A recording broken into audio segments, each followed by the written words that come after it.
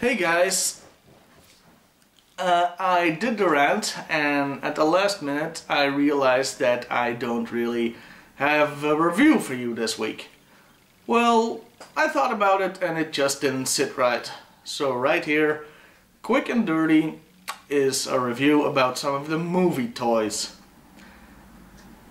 It's gonna be pretty short because there are situations beyond my control that I have to deal with now. So, hope you enjoy it, and I'll see you next week with a proper review. Let's start with the good, the Night Raven.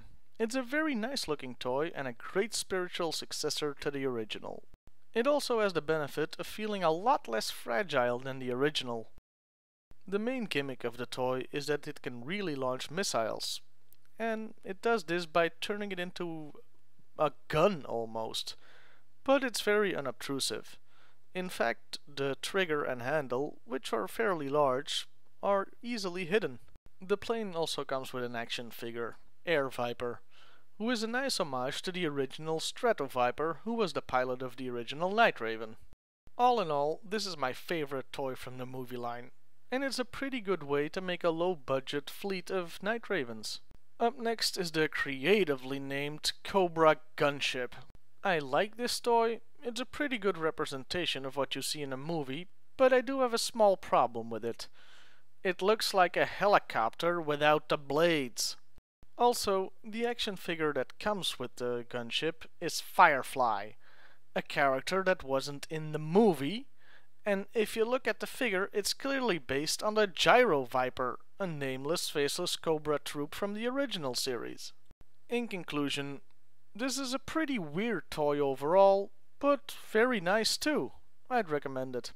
Last on my list of vehicles is the Mole Pod. This is just weird, but I can appreciate it can be pretty fun for children if they play with it in the sand or something. It's supposed to burrow underground after all. It came with the Terra Viper, a repaint who I think was chosen because he closely resembles the Neo Viper design. The original mold was an updated version of Crocmaster of all people. And here we see the problem that I have with the new figures from not only the movie, but also from the 25th anniversary line and onward. They are too freaking tall!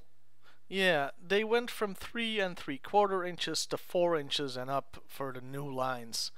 And while they look fine on their own, when you put them next to the old stuff, it's far too jarring. So let's just look at them on their own. They're fairly nice representations of what you see in the movie, like I said before with the gunship, especially Snake Eyes, who looks pretty nice.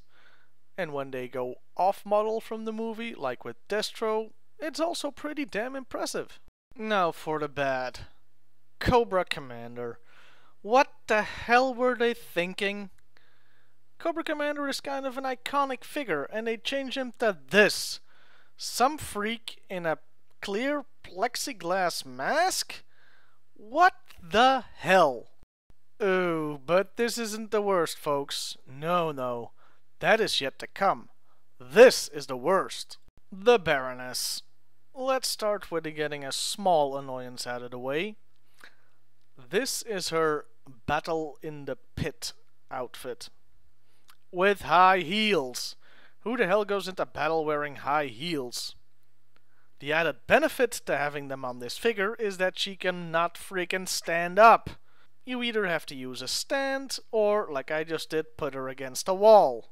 Now, you would think that for an action figure collector like myself, not being able to stand the figure up would be the greatest annoyance. Normally you'd be right, but not in this case. It's the shape of the entire freaking body. Look at it! This thing makes Barbie look morbidly obese. Let's compare and contrast, shall we, with the original Baroness figure. See the difference? And this isn't forced perspective or anything. You can see the arms touching. This is a huge difference, and it's pretty damn disgusting. And it's not just the Baroness. All women figures from this line have this problem. This would make Rob Liefeld say, "Dudes, too much." So there you have it. Definitely a mixed bag. There's some good stuff, there's some bad stuff, and there's some stuff that's just weird. But really, somebody should show these artists and designers what a real-life woman actually looks like. See you next week, everybody. Pandaria needs me.